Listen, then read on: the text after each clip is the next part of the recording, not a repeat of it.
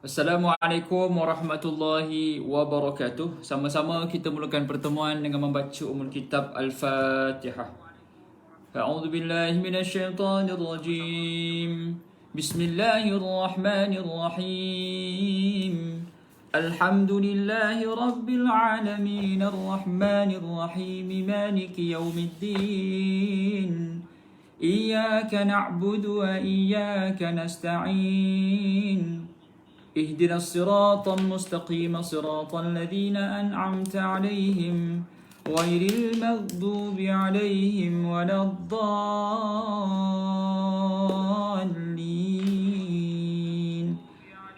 آمين إن الحمد لله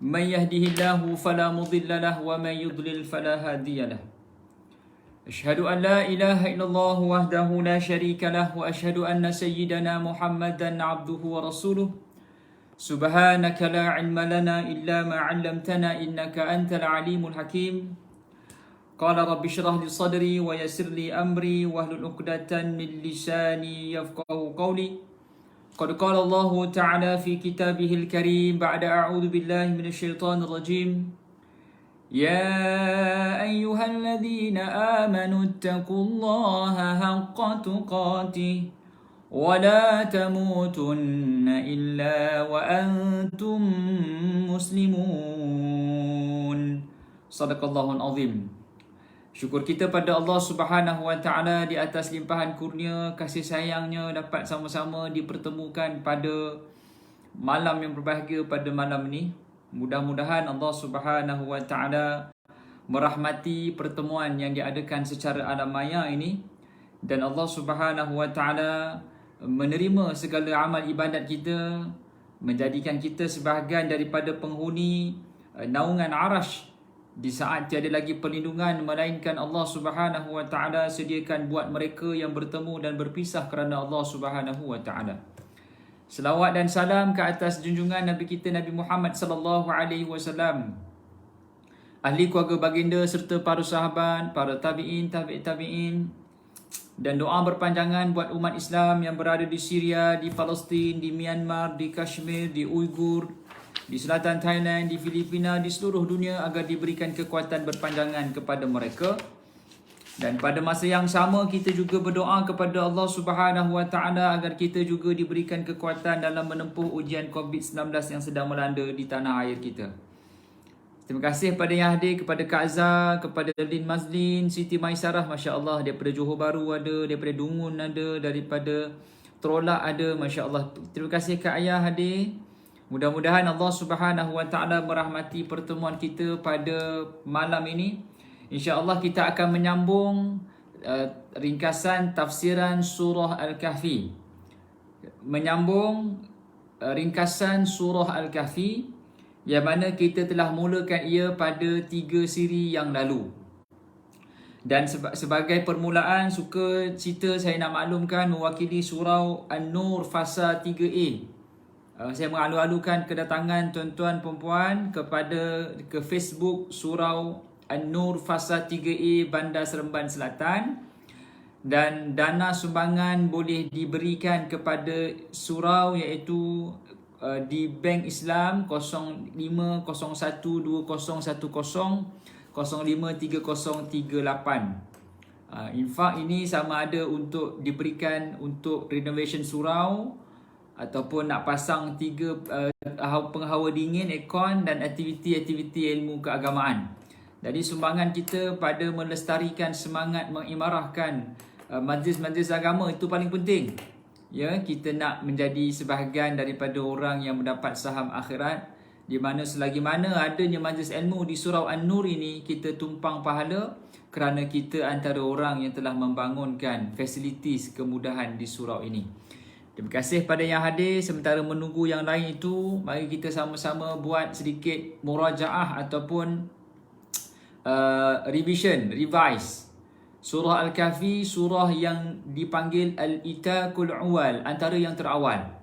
Surah ini turun kerana orang Mekah tak puas hati dengan Rasulullah sallallahu alaihi wasallam, maka dia hantar dua orang lelaki, dua orang pemuda pergi ke Yathrib, ke Madinah untuk tanya macam manakah cara untuk menyekat dakwah Islam. Waalaikumsalam warahmatullahi wabarakatuh pada yang hadir, dan terima kasih pada Syah. Waalaikumsalam warahmatullahi wabarakatuh. Jadi mereka menghantar Uqbah dan An-Nadhar pergi ke Madinah, ke Yathrib pada saat itu, dan bertanyakan kepada ahli kitab, ya ahli kitab, macam manakah caranya kami nak sekat dakwah Islam? Maka ahli kitab pada ketika itu mengatakan, tanyakan kepada Muhammad itu tentang 3 soalan, iaitu surah tentang Al-Kahfi, tentang Zulkarnain dan tentang Ruh. Maka akhirnya turunlah surah Al-Kahfi menjawab 3 persoalan. Yang mungkin kita boleh pandang, ya, terima kasih pada semua yang share, mudah-mudahan ada kebaikan kita bersama, kita mendapat pahala. Wa ta'awanu 'alal birri wat taqwa wala ta'awanu 'alal ismi wal udwan. Baik, bagi admin saya minta Tuan Zulkifli untuk tag komen nombor akaun surau untuk sama-sama kita kempen untuk meninggikan dana surau. Type di ruangan komen dan pinkan. Admin boleh tolong pinkan. Ya betul, terima kasih. Jadi sebagai permulaan kita dah tahu ianya asbabun nuzul surah ini, di mana orang Quraisy bertanya berkenaan dengan Muhammad kepada Bani Israel ataupun ahli kitab, dan dijawab dalam suratul Kahfi. Sedikit persoalan mungkin kita nak tanya, kenapa orang Yahudi ataupun Bani Israel tidak berada di Mekah? Kenapa mereka berada di Yathrib? Sepatutnya kalau ikutkan dari sudut sejarah, ya, dari sudut sejarah, keberadaan ahli kitab sepatutnya mesti berada di Mekah. Kerana apa? Kerana yang membangunkan Kaabah adalah Sayyidina Ibrahim AS yang merupakan moyang mereka. Orang Yahudi, Bani Israel beriman kepada Nabi Ibrahim. Sepatutnya mereka kena berada di Mekah, bukan di Madinah. Logik, Sedangkan Madinah ini tidak ada apa-apa. Madinah hanya ada kurma. Di Mekah tak ada kurma. Dan ia menjawab ramalan ahli kitab, di mana ahli kitab mengatakan Nabi akhir zaman akan datang di tempat yang suburnya kurma tumbuh. Jadi sebab itu orang Yahudi berada di Madinah, bukan di Mekah. Logik akal mesti berada di Mekah, sebab kan Kaabah itu dibina oleh Nabi Ibrahim AS yang merupakan moyang mereka.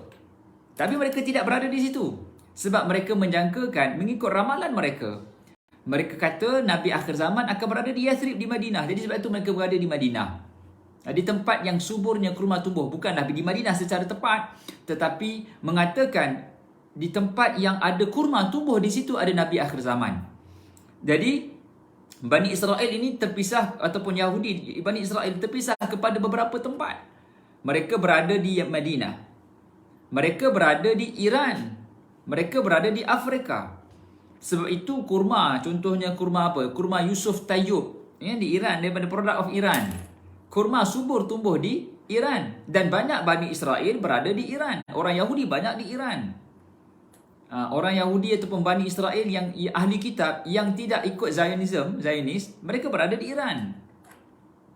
Dan salah satu sahabat yang berguru dengan ahli kitab, siapa dia? Salman Al-Farisi. Boleh take note, Salman Al-Farisi merupakan seorang sahabat yang telah memberi cadangan untuk menggali longkang dalam peperangan Khandaq. Dia telah berguru daripada seorang ahli kitab. Sebab itu dia boleh travel daripada Iran pergi Madinah. Sebab apa? Sebab dia berguru dengan ahli kitab. Salman ni dia anak kepada tukang pembawa api yang membuat agama Majusi sembah api. Jadi dia anak kepada orang yang jaga api tu. Jadi satu hari dia bawa api, berkali-kali dia melintasi seorang pendeta Yahudi ataupun ahli kitab, dan dia bertanya, wahai pakcik, wahai tuan sembah apa ni? Sembah apa ni?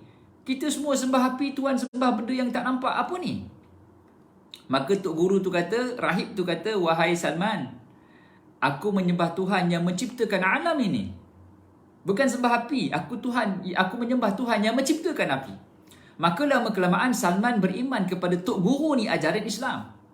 Maka Tok Guru tu kata, wahai Salman, satu hari nanti kita akan ditangkap. Sebab engkau menongkah arus. Bapa engkau jaga api agama Majusi, engkau pula sembah Tuhan yang tak nampak ni. Sikit lagi kita ditangkap. Dan betul tuan-tuan dan puan, akhirnya Tok Guru tu ditangkap dan dibunuh. Dan Salman Al-Farisi telah pergi ke Syria, ke Syam. Dia travel daripada Iran pergi ke Iraq, daripada Iraq pergi ke Syria, ke Syam, ke tanah Syam, ke Palestin. Bayangkan Salman berbekalkan semangat untuk cari Nabi akhir zaman daripada Iran travel pergi ke Syam. Kita belum lagi sampai ke peringkat untuk travel ke Syam, belum. Kita hanya buka Facebook kuliah agama tu je. Allahumma salli ala sayyidina Muhammad. Salman pergi cari Nabi, berjalan kaki daripada Iran pergi ke Palestin. Balik ni Google Iran Palestin, berapa jarak dia? Allahumma salli ala sayyidina Muhammad. Terima kasih pada yang hadir. Terima kasih pada Mak Uda, kepada Liza Amani. Dan di saat Salman Al-Farisi tahu bahawasanya akan ada Nabi akhir zaman nak datang ke Madinah. Masa tu Nabi di Mekah. Dan Salman dapat tahu bahawasanya ada Nabi akhir zaman akan datang di Madinah, di tempat yang suburnya kurma tumbuh. Maka Salman sanggup menggadaikan kemerdekaan dirinya semata-mata untuk ikut rombongan Arab, sanggup jual jadi hamba. Sanggup jual diri jadi hamba untuk pergi turun ke Madinah, ke Yathrib daripada Syria, daripada Palestin. Dan akhirnya Salman duduk di Madinah menunggu kedatangan Rasulullah sallallahu alaihi wasallam. Jadi ramalan pertama telah dibenarkan oleh Salman Al-Farisi bahawasanya Nabi akhir zaman akan datang di tempat yang suburnya kurma tumbuh. Buka Facebook kuliah agama je Kak Zain lalu masuk. Tahniah kepada semua yang selalu like kuliah-kuliah agama. Memang itulah yang terbaik. Buka je kuliah agama, Facebook ni memang tempat kuliah agama. Kan pening Mark Zuckerberg kan yang membuat Facebook ni, asyik kuliah agama je kita pergi dah. Jadi Salman sanggup menggadaikan diri dia untuk berjumpa Rasulullah. Jadi ramalan pertama telah pun dibuktikan oleh Salman Al-Farisi. Terima kasih pada Sulaiman hadir pada malam ini. Waalaikumsalam warahmatullahi wabarakatuh. Terima kasih kepada Kak Ju. Allahumma salli ala sayyidina Muhammad, dan Kak Din juga. Satu. Yang kedua, antara ramalan orang-orang Yahudi Bani Israel tentang Rasulullah sallallahu alaihi wasallam, tentang Nabi akhir zaman adalah, terima kasih pada Nur. Waalaikumsalam warahmatullahi wabarakatuh, Nur Mala. Adalah Nabi ada tanda ke belakang. Tanda kenabian di belakang, Khataman Nubuwah. Di saat Rasulullah sallallahu alaihi wasallam bersama dengan Abu Talib berjalan pergi ke Madinah, ke Syam untuk berdagang, Nabi ditahan oleh seorang ahli kitab yang bernama Bukhairah. Bukhairah menahan Abu Talib dan bertanya, wahai Abu Talib, rombongan apa yang kamu bawa ni? Rombongan yang kamu bawa ni saling tak tumpah, mesti ada sesuatu yang luar biasa, sebab daripada jauh aku nampak pokok sujud dan awan ikut daripada jauh. Ini rombongan yang luar biasa. Maka Abu Talib pun dengan keizinan dia minta Bukhairah, silakan cek siapa yang kau bawa. Maka Bukhairah pun melihat Rasulullah sallallahu alaihi wasallam, Allahumma salli ala sayyidina Muhammad, yang masa tu Nabi kecil lagi, 5-6 tahun, 9-10 tahun. Dan Bukhairah telah memegang tanda kenabian di belakang Rasulullah sallallahu alaihi wasallam dan berkata, ya Abu Talib, kalau kau nak budak ini selamat, jangan bawa dia pergi Syam. Aku khawatir dia akan dibunuh oleh ahli kitab yang tidak selari dengan apa yang mereka sangkakan. Ialah bagi Bani Israel, ahli kitab, Nabi mesti daripada Bani Israel, bukan bangsa Arab. Tiba-tiba Nabi akhir zaman datang daripada bangsa Arab, ingat mereka boleh akur. Tak boleh akur. Maka Abu Talib patah balik. Jadi dalam sejarah Nabi SAW dah ada 2 orang ahli kitab yang membenarkan kenabian Nabi ataupun ramalan Nabi nak jadi Nabi. Siapa dia? Bukhairah dan juga Salman Al-Farisi. Dan Salman jugalah yang telah melihat tanda kenabian di belakang Rasulullah SAW. Di saat Nabi berjalan di depan, Salman suka berjalan di belakang sambil melompat-lompat. Salman melompat-lompat. Jadi Nabi kata, kenapa Salman ni lompat-lompat? Salman ni sahabat yang tua. Salman Al-Farisi sahabat yang tua. Dia bukan muda, dia tua. Jadi di kalangan sahabat, Salman ni antara yang senior. Dari sudut umur dia senior. Dari sudut masuk Islam dia lambat sikit lah, pasal dia masuk di Madinah bukan di Mekah. Jadi Nabi perasan bila mana Salman ini orang Parsi. Orang Parsi ni banyak ahli kitab, maka Nabi tahu dia nak tengok tanda kenabian. Sahabat pun tak tahu. Sahabat pun tak tahu tanda kenabian. Dan akhirnya Salman, Nabi SAW dalam kitab Rahih Al-Makhtum menyatakan, Nabi buka baju, Nabi tarik collar ke depan ni.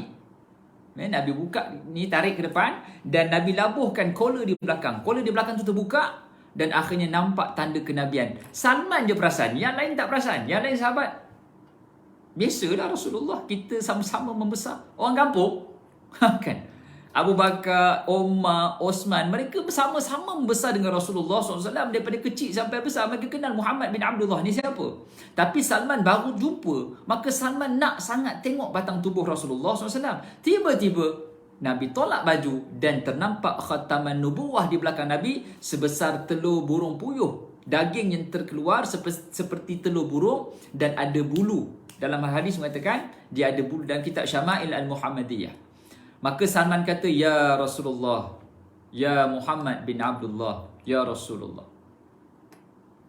Dia kata, wahai Rasulullah, aku datang jauh semata-mata nak jumpa kamu. Maka dia peluk Rasulullah SAW. Maka Nabi SAW lah telah memerdekakan Salman Al-Farisi dengan 2 kebun kurma. Tu ceritanya. Ceritanya Salman Al-Farisi dimerdekakan oleh Rasulullah SAW dengan kebun kurma. Maksudnya Salman travel ni bukan dia saja-saja nak jadi hamba, tak. Sebab dia nak jumpa Nabi. Dia sanggup gadaikan harga diri dia untuk jadi hamba, untuk jumpa Rasulullah SAW. Jumpa Nabi, Nabi kata macam ni lah. Kamu ni bukan orang Madinah, kamu bukan orang Arab, kamu orang Parsi, orang ajanib. Tak apalah, aku bebaskan kamu dengan sebuah kebun. Jadi tuan kepada Salman ni dapat kebun kurma. Salman Al-Farisi sangat terhutang budi dengan Rasulullah SAW. Apatah lagi dapat peluk Nabi berdampingan dengan Rasulullah SAW. Salman ni dia jual harga diri dia untuk jumpa Nabi. Kita hanya perlu selawat 10 kali pagi, 10 kali petang. Homework ni dah baca belum? Kan, siapa yang tengok saya di pagi tadi di TV Al-Hijrah, saya bagi tahu 10 kali pagi, 10 kali petang. Kuliah duha tadi pun saya dah sebut 10 kali pagi, 10 kali petang. Ni malam ni. Kita tanya balik diri kita, 10 kali pagi, 10 kali petang selawat ini sangat simple. Paling minimum 100 kali. Dan 100 kali selawat itu pun amalan orang kebanyakan. Kita tak nak orang yang biasa, kita nak jadi orang yang luar biasa, jadi target 1000. Masya Allah, tahniah kepada Lin dan Liza Amani. Masya Allah, tahniah kepada Kak Zah, homework selawat Nabi. Tahniah kepada Puan Siti Aisyah. Selawat pada Rasulullah SAW pada hari Jumaat. Apatah lagi selepas waktu asar, waktu yang paling mustajab doa untuk berdoa pada Allah Ta'ala. Jadi mari sama-sama kita semarakkan selawat pada Rasulullah SAW. Paling tidak sehari minimum 100 kali, terbaik 1000 kali. Baik, itu sedikit kupasan kenapa orang-orang Yahudi berada di Madinah dan tidak di Mekah. Sebab di Mekah tak ada kurma. Siapa pergi umrah, pergi cari kurma di Mekah, kurmanya semua kurma-kurma yang imported daripada Madinah. Jadi kurma ada kurma yang agak tak fresh lah, tak fresh. Kurma yang fresh berada di Madinah. Tahniah kepada Kak Ayah, kepada semua yang berselawat, kepada Siti Maisarah, terima kasih. Mudah-mudahan dengan selawat itu menjadi asbab menerangkan perjalanan kita selepas daripada hidup di dunia ini. Kita hidup di dunia ini tak lama, 100 tahun kita pun jalan dah. Kan, kita hidup di dunia ni di dunia ni 100 tahun lah, Kalau umur saya contohnya, umur saya 46 tahun, tak? Umur saya 46 tahun. Jadi berbaki lagi 54 tahun je nak hidup. Jadi kita nak pastikan jalan kita lepas pada ni cerah, terang benderang. Maka pastikan kita banyak berselawat kepada Rasulullah SAW. Baik. Tahniah kepada semua yang telah pun berselawat. Homework tu dijalankan dengan cemerlang sekali. Baik, kita masuk cerita yang keempat. Cerita yang keempat daripada surah Kahfi. Fitnah yang keempat, cerita berkenaan dengan Zulkarnain. Zulkarnain yas'alu naka'ani Zulkarnain. Pada muka surat... Sekejap Di manakah? Okey, pada ayat 83 sehingga habis daripada surah Al-Kahfi ayat ke-83 sehinggalah ayat ke-99. Itu adalah cerita berkenaan dengan Zulkarnain daripada surah Al-Kahfi. Baik. Saya akan bawa secara sinopsis. Kita tak akan go deep dive kepada ayat per kata. Kita hanya sekadar gambaran saja. Kita tengok dari sudut gambaran seekor burung tengok pada jauh. Kan? Cerita pertama tentang Ashabul Kahfi. Cerita pertama tentang Ashabul Kahfi. Cerita yang kedua berkenaan dengan dua orang sahabat, yang seorang kaya, seorang miskin. Cerita yang ketiga berkenaan dengan Musa dan Khidir alaihissalam. Cerita yang keempat berkenaan dengan Zulkarnain, menjawab persoalan yang kedua yang ditanya oleh ahli kitab. Baik, Zulkarnain siapa tuan-tuan dan puan? Zulkarnain ni dia bukan Nabi. Zulkarnain dia bukan Nabi. Dia merupakan seorang raja. Ya, dia bukan Nabi. Kalau orang kata dia Nabi pun bukan. Ada yang kata adakah dia Alexander the Great? Pun bukan juga. Sebab Alexander the Great beriman ataupun berguru dengan Aristotle, seorang yang mentauhidkan Allah Taala, bukan. Jadi Zulkarnain kita terima as it is, dia adalah Zulkarnain. Kan kalau kita tengok nama Zulkarnain ini, Zu membawa erti empunya, Karnain dua kurun, dua tanduk. Maksudnya Zulkarnain ini dia memerintah timur dan barat.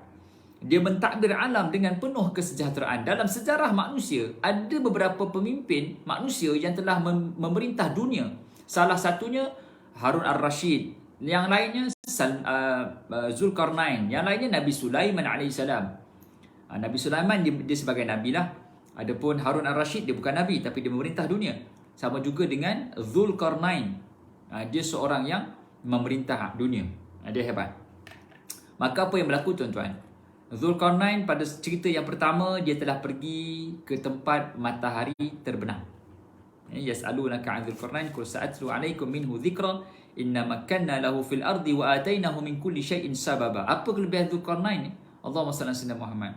Allah Subhanahu wa taala telah berikan kepada Zulkarnain ini kekuasaan di muka bumi, dan Allah sebut kami telah memberi kepadanya jalan untuk mencapai segala sesuatu. Maksudnya Zulkarnain ni dia boleh dapat semua benda. Yalah, kalau kita ada power, kita ada kuasa, kita boleh dapat banyak benda. Sebab itu Allah Subhanahu wa taala bawakan penceritaan Zulkarnain ni di hujung, iaitu fitnah yang paling hujung, sebab dengan adanya kuasa kita boleh memiliki segala-galanya. Dan apa yang berlaku, Allah Taala sebut wa atainahu min kulli syai'in sababa, kami telah berikan segala-gala di atas muka bumi ini untuk dia kuasai. Siapa dia? Zulkarnain. Baik.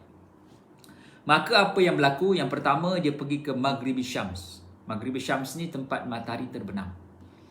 Tempat matahari terbenam ni belah mana? Belah Maghribi. Di Tasik Balkan, di belah-belah hujung. Di Eropah, belah-belah barat, hujung barat. Sebab tu nama Maghribi. Maghribi ni maksudnya apa? Maghrib, tempat matahari terbenam. Kalau belah timur, Masyriq. Kalau belah barat, Maghrib. Sebab tu ada negara Arab yang bernama Maghribi. Maghribi berarti tempat matahari terbenam. Morocco, betul, Morocco. Siapa pernah pergi Morocco? Kan saya tak sempat nak pergi Morocco. Masa belajar di Jordan dulu, ada berhubung dengan pelajar-pelajar anak Selangor di Morocco.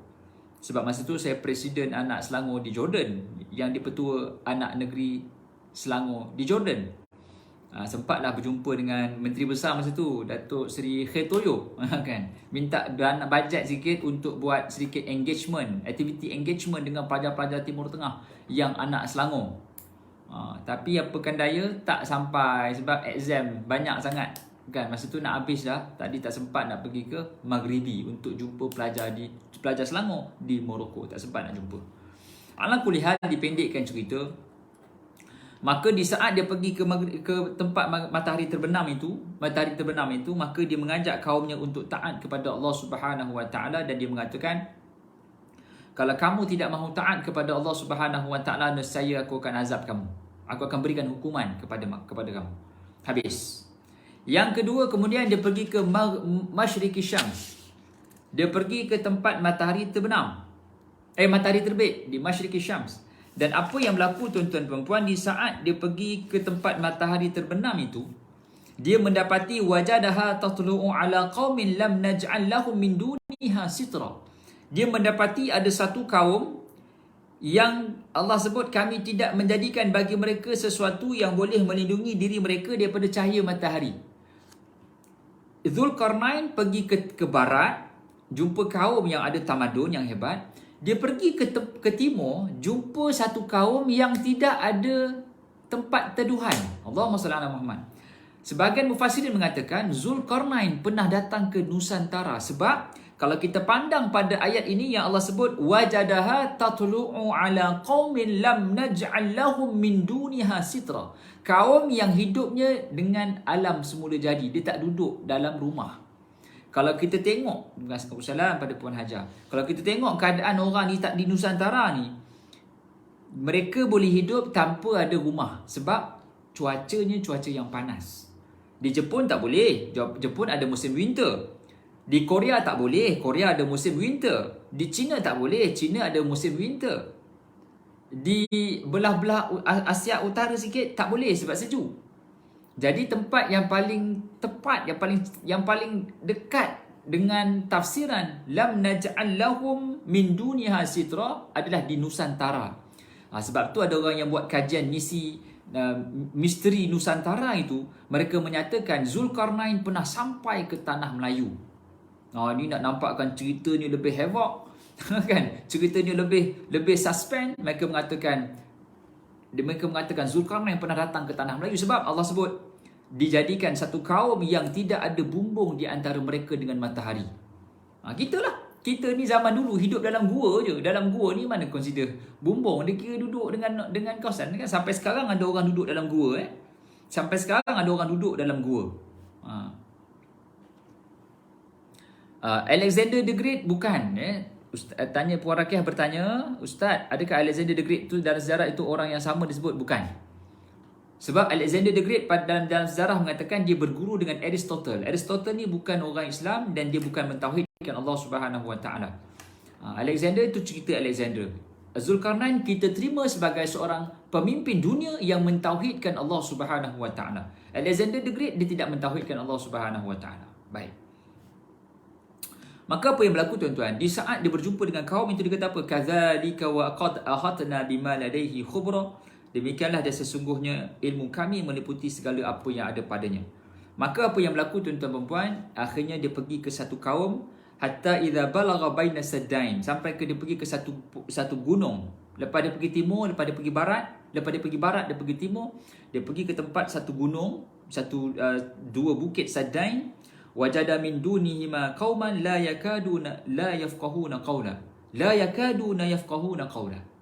Dia berjumpa dengan satu kaum. Lepas dia pergi barat, dia pergi timur, dia pergi jumpa satu kaum yang tak difahami kata-kata mereka. Dan di saat dia berjumpa dengan kaum yang tak difahami itu tuan-tuan perempuan, kaum tu kata apa? Ya Zulkarnain, wahai Zulkarnain, kami tahu kamu ni raja kami ataupun pemerintahan dunia yang hebat. Lepas tu dia kata apa? Inna ya'juj wa ma'juj mufsiduna fil ard. Sesungguhnya kami ni ada masalah wahai Zulkarnain. Ya'juj dan Ma'juj ni suka merosakkan kami, suka ganggu kami. Jadi boleh tak kami nak bayar engkau ni wahai Zulkarnain untuk binakan di antara kami dan Ya'juj dan Ma'juj ni satu tembok, satu pemisah, satu dinding, radma. Ya. Aj'al bainakum wa bainahum radma. Dia kata apa? Sadda. Kaum tu minta sadda. Kemudian kata Zulkarnain, baiklah, aku akan binakan kamu radma, tembok, dan simpan harta kamu.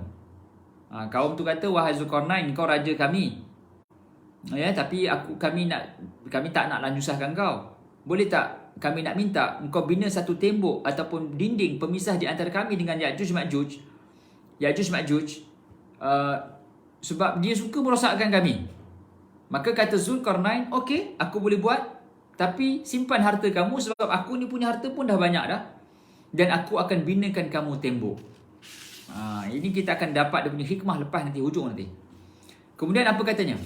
Atuni zubarul hadid. Datangkan kepada aku ketulan-ketulan besi.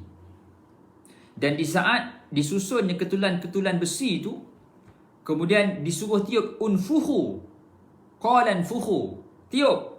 Bila dia tiup, sampailah api pun marak naik, ya. Dan akhirnya besi itu pun bercantum. Lepas tu dia kata apa? Atuni ufrik alaihi qitra. Hingga apabila besi itu sudah menjadi merah seperti api, dia pun berkata, berikanlah aku tembaga yang mendidih agar kutuangkan ke atas besi panas itu. Maksudnya Zulkarnain ni dia punya kehebatan boleh mengadun besi. Dia punya kepakaran, expertise dia untuk membina tembok daripada alloy. Jangan kita ingat zaman sekarang je ada alloy.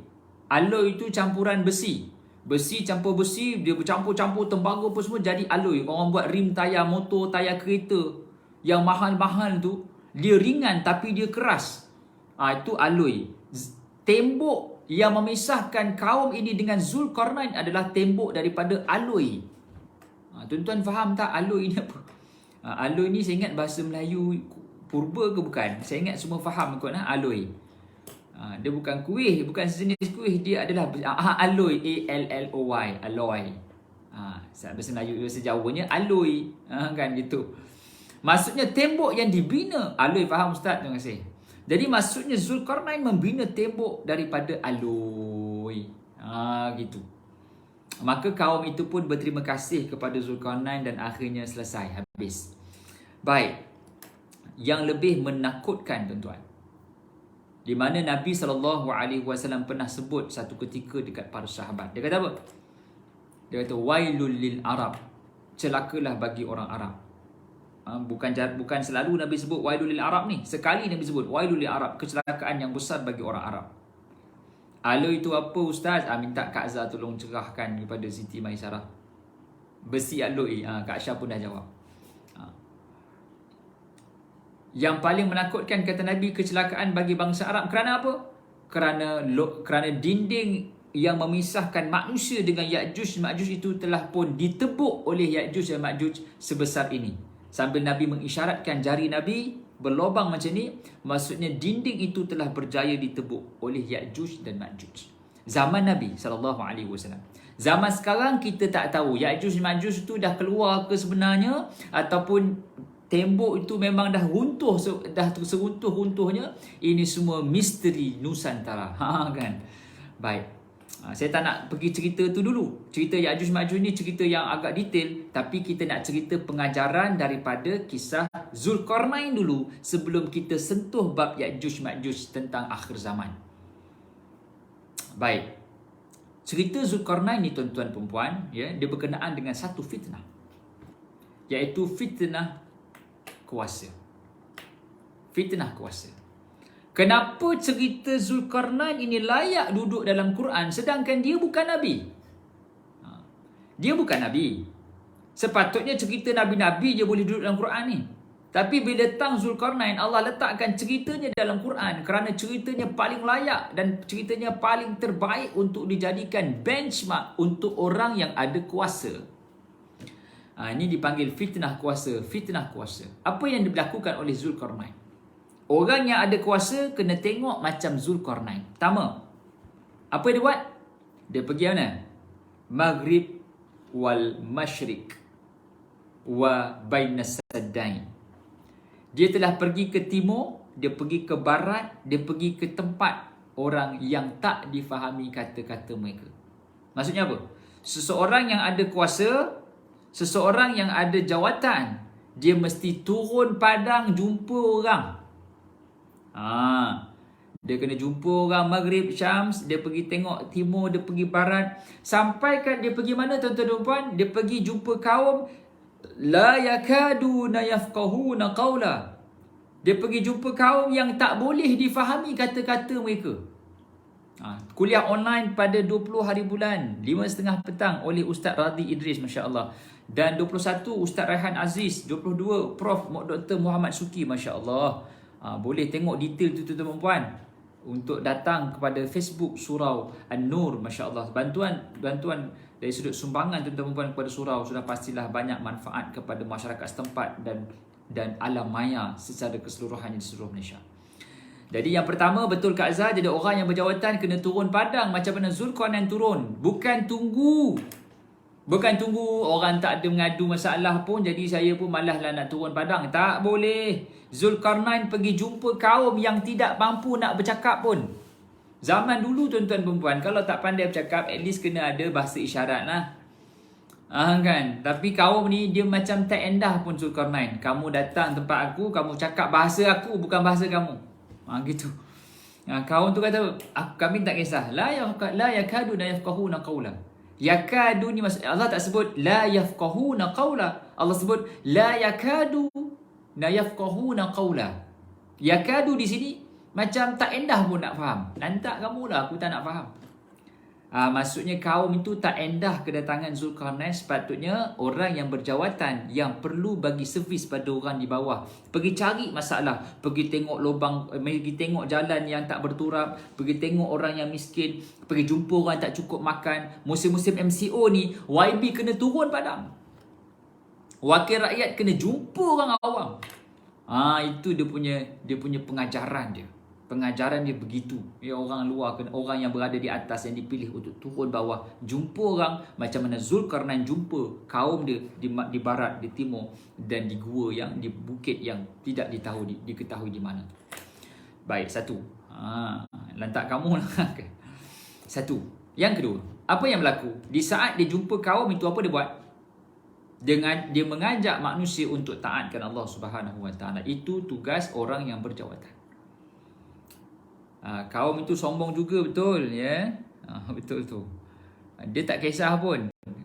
Betul cakap Perancis. Dia tak kisah pun apa yang ada pada Zulkarnain. Yang penting kamu kena cakap bahasa aku, bukan aku cakap bahasa kamu. Satu. Yang kedua, bila mana Zulkarnain turun berjumpa dengan orang-orang ini, maka Zulkarnain ajak mereka untuk beriman pada Allah Ta'ala. Ini juga tugas orang yang memiliki jawatan dan kuasa. Untuk apa? Untuk mengajak manusia taat kepada Allah Subhanahu Wa Ta'ala. Dia kena usahakan juga biar dia menyampaikan mesej ketauhidan kepada Allah Subhanahu Wa Taala. Jadi orang ada kuasa ni berat, tuan-tuan dan puan. Dia kena turun padang dan dia kena ajak manusia taat pada Allah Taala. Bukan tugas ustaz. Bukan tugas ustaz sahaja. Begitu. Malah orang yang ada kuasa, dia bertanggungjawab untuk mengajak manusia untuk amar ma'ruf dan nahyu mungkar. Suruh baik dan cegah kemungkaran. Siapa dia? Orang yang ada kuasa.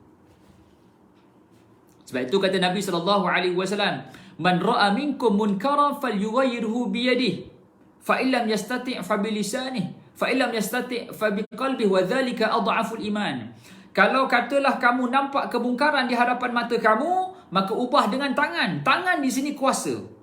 Kalau tak mampu dengan tangan, maka dengan suara, marah. Kalau tak boleh nak suruh dengan kuat dengan suara, maka benci dengan hati. Allahumma salli ala sayyidina Muhammad. Jadi kuasa datang dulu. Kuasa ini, orang yang ada kuasa, dia kena cegah maksiat. Bukan dia yang disekolahkan oleh para asatizah. Dia kena sediakan media-media untuk melahirkan banyak ustaz-ustaz yang boleh turun padang untuk mendidik masyarakat. Itu tugas seorang yang memiliki kuasa. Allahu Akbar. Allahumma salli ala sayyidina Muhammad.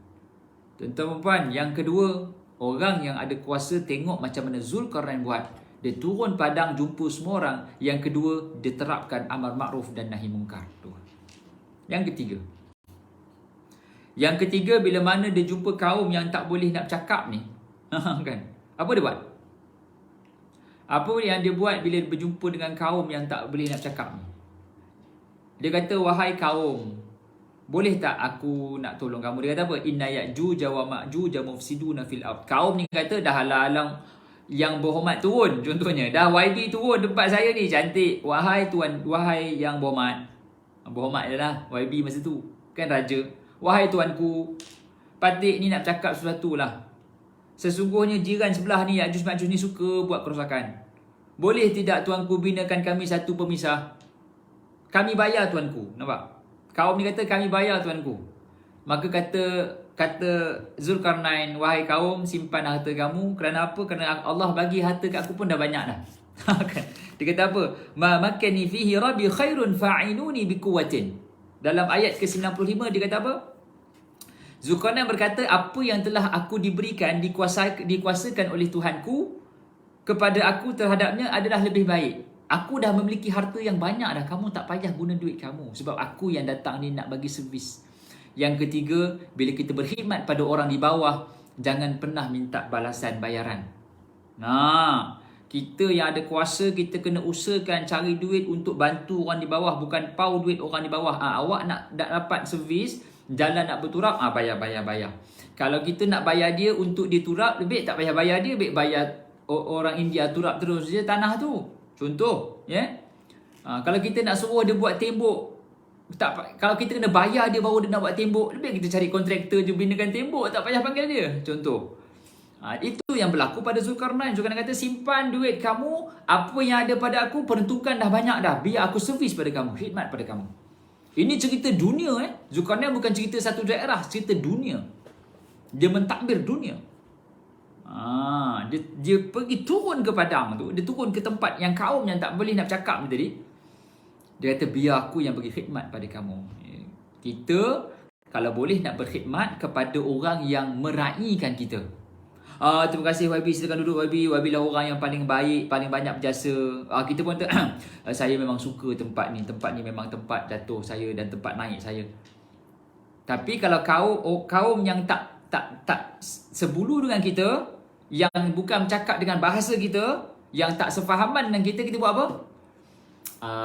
Awak belakang sikit. Saya hanya entertain orang yang saya suka saja. Yang tak suka duduk belakang. Itu tidak pada Zulkarnain. Zulkarnain tahu jawatan ini akan ditanya di hadapan Allah Subhanahu Wa Taala. Sama ada kamu suka ke tak suka ke, kamu undi aku ke tak undi aku ke, aku tetap kena bagi khidmat. Sebab aku ada tanggungjawab yang telah diberikan oleh Allah Subhanahu Wa Taala. Itu cerita Zulkarnain, tuan-tuan. Bukan senang-senang orang nak ada jawatan ni. Bila ada jawatan, dia kena hilangkan sentimen apa juga warna. Dia kena turun padang, jalankan tugas. Bukan kita pula yang kena bagi khidmat pada dia. Kita minta dia berkhidmat pada kita. Yang ni kita pula pilih dia untuk kita berkhidmat pada dia. Ingat, ini orang yang ada kuasa. Dia kena tengok cerita Zulkarnain. Dan apa yang berlaku, tuan-tuan? Di saat kaum itu minta tolong, Zulkarnain kata, okey, aku boleh tolong. Apa kata Zulkarnain? Dia kata, fa'inuni biquwwatin. Yang diperlukan adalah datangkan aku tenaga manusia. Tenaga manusia memang kena tolong lah.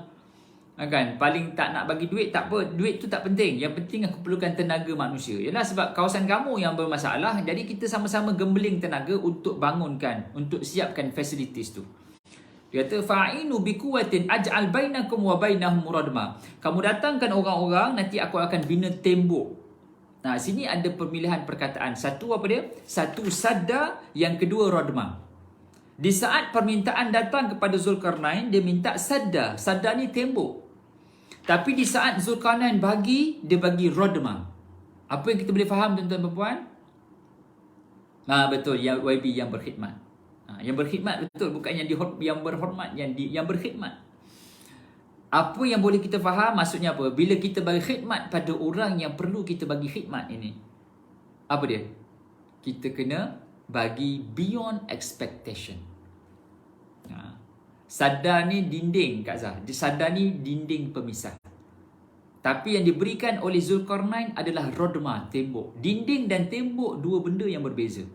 Dinding boleh jadi daripada plywood, boleh jadi daripada kayu. Tapi Zulkarnain kata, aku nak binakan tembok yang memang mencapai maksud terpisah terus dengan Zulkarnain. Maksudnya apa? Bila bagi khidmat dan servis, beyond expectation. Bukan meet expectation. Kita dapat meet expectation pun okey dah. Kan? Kita nak dapat meet expectation pun just good enough. Kalau kita di pejabat tu, kita dapat meet expectation. Kita dapat cukup-cukup je seperti mana yang dijangkakan. Okey lah.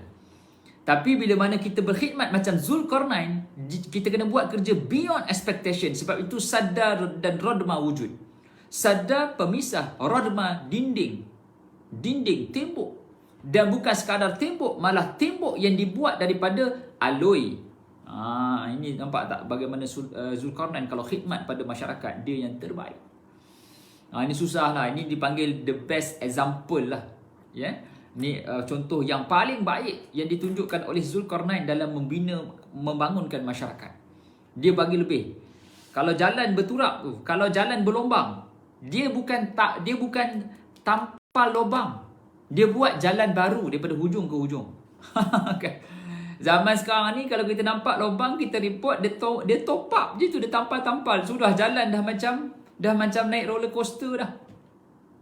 Zaman sekarang, jelas bajet pun tak ada, kita faham. Sedangkan yang dilakukan seakan-akan tak apa, lubang sikit-sikit tak apa, saya ada bajet, saya turap daripada hujung jalan ke hujung. Allahu Akbar. Baru sedap nak berjalan. Ini sini lubang, sini tutup, sini benjol. Penyudahnya orang naik motor habis kena air. Pasal orang naik kereta langgar, air bertakung kena kita balik. Nampak? Jadi bila mana Zulkarnain turun padang, dia bagi beyond expectation. Bukan pecah tanah, bye-bye, Assalamualaikum, jumpa tahun depan. Tak, dia buat sampai habis. Dan apa yang berlaku? Dia kata, atuni zubarul hadid, datangkan aku besi. Kan, lepas tu, kawan tu pun datangkan besi. Kemudian, dia minta kaum tu tiup. Unfuhu, tiup. Tiup. Lepas tu dia kata apa? Atuni ufrig alaihi kitra. Zulkarnain kata, aku nak adunkan tembaga ni. Maksudnya apa? Kaum itu tiup, Zulkarnain mengadunkan. Mana berat? Meniup berat ke atau mengadunkan besi itu yang berat? Mengadunkan besi itu yang sukar. Maka Zulkarnain bila berkhidmat kepada orang di bawah, nak tiup dengan apa kan?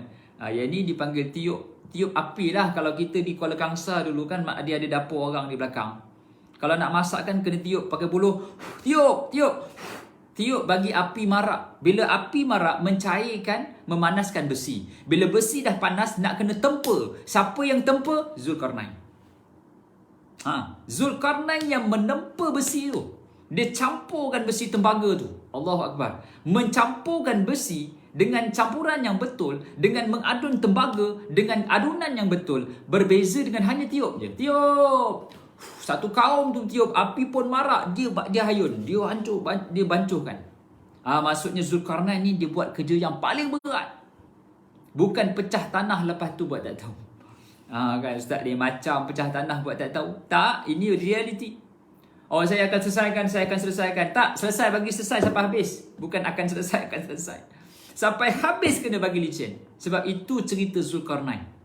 Zulkarnain buat begitu, sampai habis dia buat. Tuan-tuan, kalau kita cerita bab Zulkarnain, memang sukarlah untuk kita capai. Ini dipanggil yang paling ideal. Tapi sebab itulah kata Nabi SAW, fitnah kuasa ni fitnah yang paling menakutkan. Di saat Nabi SAW meninggal dunia, seorang sahabat pun tak berani nak pegang jawatan itu. Ditanya kepada Abu Bakar, wahai Abu Bakar, siapa yang layak jadi pemimpin, khalifah setelah pada engkau? Kata kepada Abu Bakar, selepas Rasulullah, Abu Bakar kata, jangan tanya aku, aku tak nak. Abu Bakar tolak jawatan khalifah, serahkan kepada Abu Ubaidah dan Sayyidina Umar untuk memilih. Maka Abu Ubaidah kata Abu Bakar paling layak. Umar kata Abu Bakar paling layak. Maka Abu Bakar terlantik menjadi khalifah secara konsensus, secara syura. Bukan Abu Bakar kata saya paling layak jadi khalifah ya. Yang lain tak layak. Tak. Sebab tu jawatan dan kuasa ni bukan diminta dan dicari. Kalau kuasa dan jawatan diminta dan dicari, kata Nabi SAW, kita berkeseorangan dalam menggalas jawatan itu. Namun kalau ianya datang dengan sebab kita dipilih oleh orang ramai, dipilih oleh di kalangan orang-orang yang syura, maka Allah Subhanahu Wa Taala akan datangkan para malaikat menyelesaikan segala tanggungjawab yang kita dapat. Jadi jawatan dan kuasa ni jangan dicari. Apatah lagi dia menunaikan hak orang ramai, jangan dicari, jangan diminta. Sebab kita takut di saat kita minta, kita keseorangan. Sedangkan sepatutnya Allah Subhanahu Wa Taala yang takdirkan kita dapat, dan akan Allah Subhanahu Wa Taala akan pastikan para malaikatnya bersama dengan kita menyelesaikan masalah orang ramai. Jadi apa yang berlaku tuan-tuan dan puan? Zulkarnain telah membangunkan tembok yang besi, yang hebat ini, yang utuh ini, untuk sama-sama akhirnya membina pemisah di antara kaum Ya'juj dan Ma'juj dengan kaum yang minta diri dipisahkan itu tadi. Maka habis. Pengajaran yang terakhir tuan-tuan dan puan, ataupun cerita yang keempat ni berkenaan dengan fitnah kuasa. Fitnah kuasa ni fitnah yang paling berat, di mana Fir'aun musnah dengan kuasa, di mana Namrud musnah dengan kuasa, di mana Raja Daqyanus musnah dengan kuasa, di mana Abu Talib musnah dengan kuasa. Orang yang hebat-hebat yang dimaktubkan dalam Quranul Karim, orang yang hebat. Fir'aun hebat tak? Fir'aun dari sudut namanya pun lembut dah. Fir'aun, fa berbaris di bawah, ra mati sebelumnya baris di bawah, huruf tarqiq, huruf senyum, senyum, kemudian madlin, waw mati sebelumnya baris di atas, itu harful lin, Fir'aun. Jadi orang, maksudnya ada ra tarqiq dan madlin dalam namanya, maksudnya orang tu lembut. Dari sudut namanya lembut. Fir'aun orangnya lembut, tapi di saat dia ada kuasa, dia lupa pada Allah Ta'ala. Sampaikan dia mengatakan, ana rabbukumul a'la, aku Tuhan kamu paling tinggi. Nampak? Manusia bila ada kuasa, dia hilang pertimbangan. Sebelum ada kuasa, dia okey. Tapi bila dah ada kuasa, dia akan hilang pertimbangan. Sebab itu kena hati-hati. Selagi mana Allah tak uji kita dengan kuasa, kita bertenang. Bila Allah uji, kita kena get ready. Sebab banyak dalam sejarah manusia, dia akan musnah bila dia memiliki kuasa. Dia akan musnah bila dia ada kuasa. Cuma kita kena minta lindung pada Allah Ta'ala, kena banyak baca cerita sahabat, banyak baca cerita Rasulullah SAW, supaya kalau kita ada kuasa, kita tak hanyut. Kita jangan salah ambil role model, ambillah Rasulullah. Jadi fitnah kuasa ini telah memusnahkan Fir'aun. Fitnah kuasa ini pernah memusnahkan Abu Talib. Punyalah sayang Abu Talib dengan Nabi SAW. Sayang, memang sayang, luar biasa sayang. Tapi di saat dia nak mati, dia nak menyebut syahadah la ilaha illallah, dia tak boleh sebut. Bukan sebab dia tak sayang, bukan sebab dia tak percaya Rasulullah, tapi sebab kuasa yang dia ada, dia disanjung dan dipuja, dia tak boleh terima kebenaran Islam. Itu musibah. Bila kita berada di atas, bukan mudah nak terima teguran. Tak mudah kita nak terima teguran. Bila kita di bawah, kita sedia untuk merubah diri kita untuk jadi yang terbaik. Tapi bila kita dah berada di atas, kita dah tak ada ruang untuk berubah lagi. Malah kita yang kena mencetus perubahan. Tuan-tuan, Abu Talib ini contoh yang terbaik. Abu Talib mati dalam keadaan kafir. Bukan sebab dia tak percaya Islam, bukan sebab dia tak sayang Nabi. Dia sayang Nabi, dia percaya Islam sebab dia bawa Nabi balik daripada berjumpa dengan Bukhairah.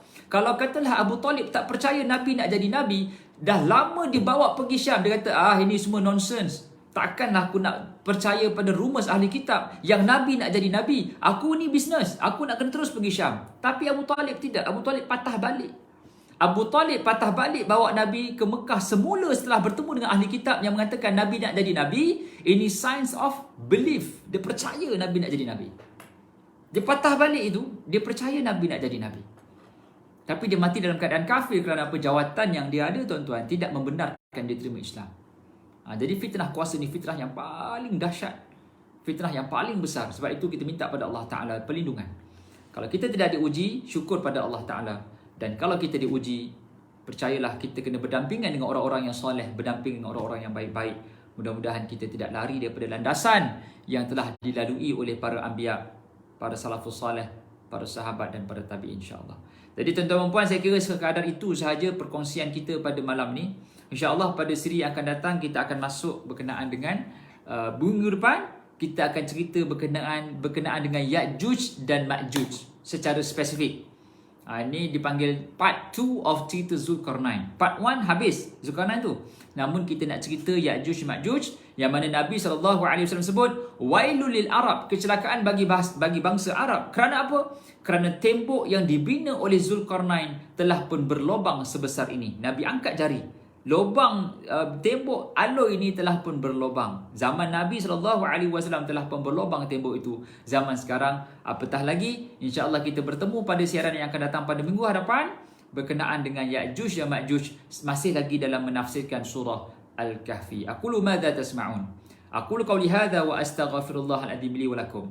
Mewakili barisan AJK Surau An-Nur Fasa 3A Bandar Seremban Selatan, mengalu-alukan kedatangan tuan-tuan perempuan, dan infak boleh disalurkan kepada 05012010053038 Bank Islam Surau An-Nur untuk pembangunan surau, untuk pasang aircon dan juga menaja kuliah-kuliah.